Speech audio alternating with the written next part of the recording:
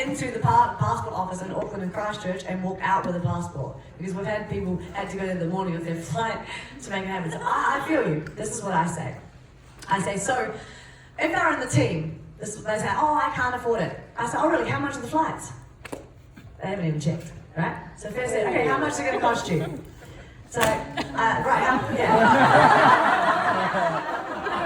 yeah, so which flight are you referring to? How much is it? And then have them check. Then I say, okay, so how much is it going to cost altogether? We do exactly what Kylie said. We have an Airbnb. Right now we have 15 people in a 2-bedroom. And for Brisbane, there's four in a room, there's 4 in a bed. That's all they screw, yeah. Yeah, so absolutely. So I'm looking at getting a giant warehouse and telling people just to bring a yoga mat and a sleeping bag. Like we're going giant spoon train. So that's how I get the accommodation cost down. So what I do is I say, right, how much is it going to cost? Right, this is how much you need for your flights, this is how much your ticket is, accommodation, let's work it out. Okay, so what's it now? December the 8th, right? So how many people do you need to enroll to get that money? Right, you need $1,000? 4 enrollments, easy, let's go. If you're not bullshitting me, post this on Facebook right now, go. Host a launch party right now, let's invite. Call them out. If they really want it, they're using money as a bullshit excuse because we as a vehicle, they can create as much money as they want if they do what we say, if they're coachable and actually doing it. So right now, there's no excuse. Because we've got plenty of time to create enough money to pay for everything. You can pay for a penthouse in the time you've got before celebration, right? So that's number 1. And number 2, I say, so the reason we're not coming is because you've got no money, right? You don't have a lot of money, you're broke ass. What's your plan to change that? If not this, then what? Being broke is a reason to freaking be there. Now, are you willing to do what I say? If you do every single thing I say, and I'm coachable, and I cannot get you, if you do everything I say, and I cannot get you the money to get there, I will give you the money. Because I know if they do everything I say, have a tasting party, post this now, post that, do every single thing I say, they're going to get the enrollments. So a lot of the time, they're using money as an excuse. It's not the real reason. Because we have a vehicle, we can create as much money as we want, whenever we want. If they take the action. So I have a very different approach. But, you find what aligns with you, but I believe that money can never ever be an excuse when you have Aesthetics. It's, are you willing to do the action to get there? Yes or no? Well, you don't want it bad enough. And that's cool, move on. Some people aren't ready for it and they don't actually want it. It's not about what you want, it's how bad do you want it. If there are only 3 out of 10 that they want it, move on. I'm looking for 20 out of 10s, like they are desperate, they need it. They're going to do everything they say and they're going to make it happen. So I don't believe money is ever an excuse to get to an event. Yeah, really good. Brilliant. I think it also blends into the third one anyway, Fox. Yeah. That's why I love this. You get people celebration, you get paid. 2 things I'd love to add. The first one is just adding on to where Gads was with the money. So, who's ever seen me talk about the money in depth? I know there's a few people in here, so you would have heard this before. And it's so powerful. My belief is, if you find out that somebody can't afford a flight to come to celebration and they've said they want to create income, there's bells that go off, right? There's money issues. Challenge is, most people won't talk about it. Because bear with me here, when somebody says they're broke and they can't afford it, we normally, I'm talking collectively, get a little tense, and our natural tendency is to resolve that tension for ourselves. We're like, okay, no worries. I don't want to sit in that tension. That's freaking scary. We're about to talk money. So what I now do is when we get into that situation, I ask them about it. Because I'm talking to them about that, I already know that they need the money. My question, and you can write this down if you want, do you mind if I ask? So I soften at the start.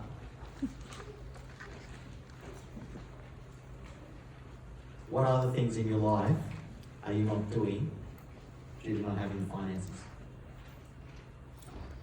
So I divert straight off celebration, or whatever event it is, and we start getting deep, we start actually building a real, genuine, no BS conversation. Because my goal, and here's the thing, and this is why I can do it, And it's something with David, I don't even know if he's in the room, but Dave, I've really learned from David is if I have a clear outcome, it's not about me anymore. So my clear outcome is that if they don't come to celebration, that's okay, I'm okay with that. But my goal is that I shift them to do something about it. So when I start that conversation, everything else is I don't have an expectation. My only outcome is that I shift them to start thinking about money, start thinking about change so they're not in this vicious cycle for the next 30 years. So as soon as I hear that, I go, bang, it is now, as a friend, my responsibility to bring this conversation up, my responsibility to sit there and hold that tension that they need so we stop avoiding it and have that conversation. And then I genuinely believe we can, as a collective, start having more real conversations.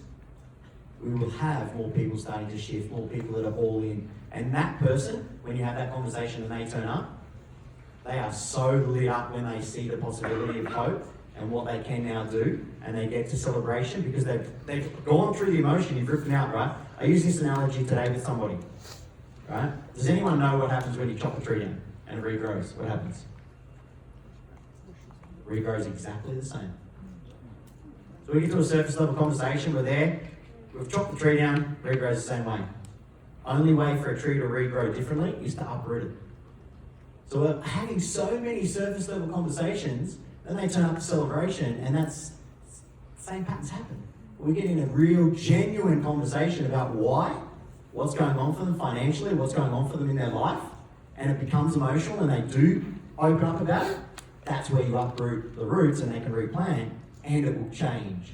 You'll actually create change. So who here would not only like to make money, but have a genuine impact, not a BS impact on people's lives?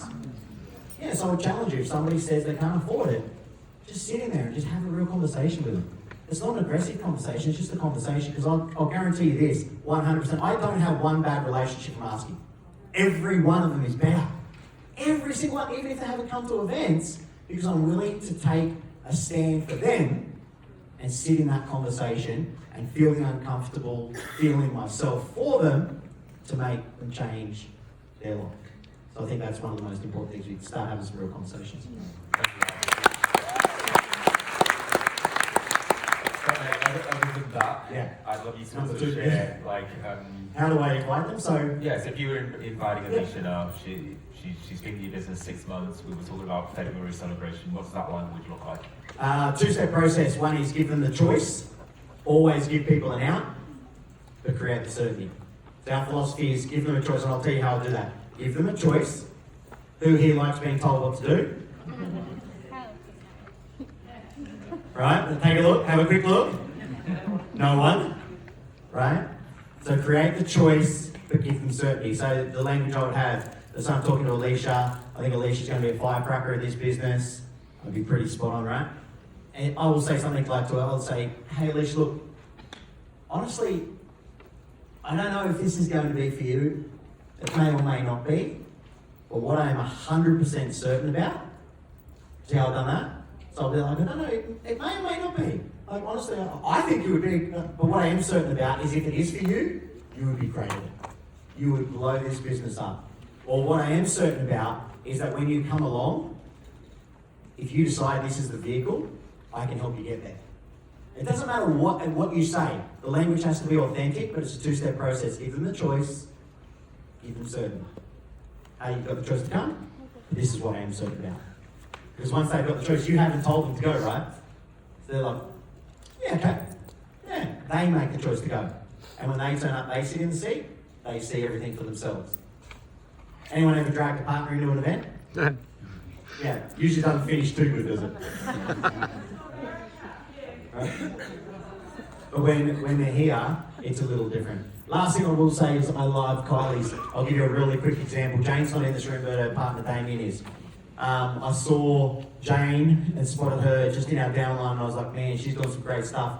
Las Vegas celebration. I messaged her and this is what I said. Again, I was just pouring belief.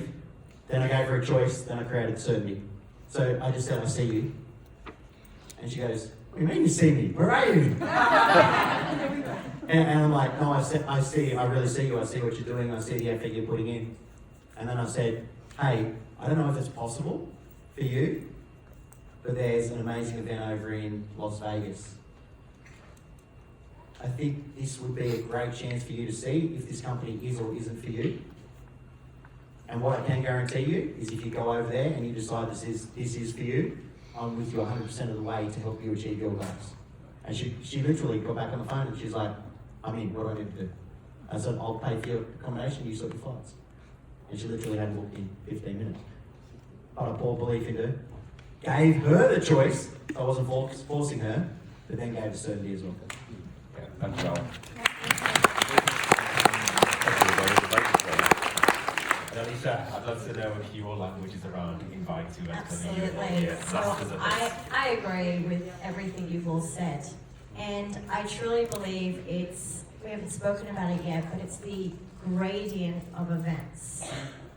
And for those of you who don't know what a gradient of events means, it's just like the small little events. So your face-to-face, your coffee catch-ups, your sip and samples, your launch parties, your opportunity meetings, your corporate events. So that's like the gradient of events, right?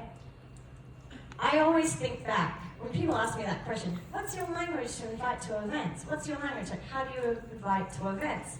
And I just think back to how I was invited to my very first event. And how did I end up in the room? And it really just boils down to, number one, Brooke, our amazing sponsor, who's in the room, she looked after us at the very start. And she made certain that when she sponsored us, she had the responsibility to get us a great product experience, which she did. Wholeheartedly, amazing. And so that was the first thing, trust. I trusted her, Lloyd trusted her. And then she obviously saw something in us. So as a sponsor, she was just like, I see something in them. So Brooke was so smart, and because Brooke was brand new, like who's brand new in the room? Yeah, there's a few of you. So Brooke's like, I don't know how to get Lloyd and Alicia to an event. She hadn't even been to an event. So, like Gabby said, she went to our upline, someone who had a little bit more experience in that area of inviting. And what Brookie did was she just set up a three-way coffee catch-up with her upline, our upline, and he painted the vision. He asked us the questions because he had experience. And he's like, if you want X, Y, and Z, if you want what I have, you have to go to this event. That's all. So he gave us the choice. If you want this, do that. And so we did. We went along. And what I truly believe is the most important thing too is those, like, creating those little pods of people. Like you and me, we're going together. You know, there's two of us. I would hate to walk into a room by myself. I would. I'd be like, I'm in the bathroom sitting here by myself because I don't want to walk through those doors. So I think it really starts at the very beginning at those small events and just like, hey, you should meet my friend Alan, he's amazing, and creating that friendship in that room. So when there is that big event, you've got someone to go with. Like Christina's from Sydney. I paired Christina up with Valerie and they traveled together. I don't think Christina would be in the room today if she didn't have Valerie because they could do it together. So I think it starts there and it's like working your way towards the big events. I hope that helps. Yeah, so just always think about thank you. Just think about how you are in the room today, or how did you go to your first event, be a sip and sample, and just think about how they invited you and practice that and see if that helps. Yeah, love it, guys. Thank you so much. So on the last 10 minutes on the clock,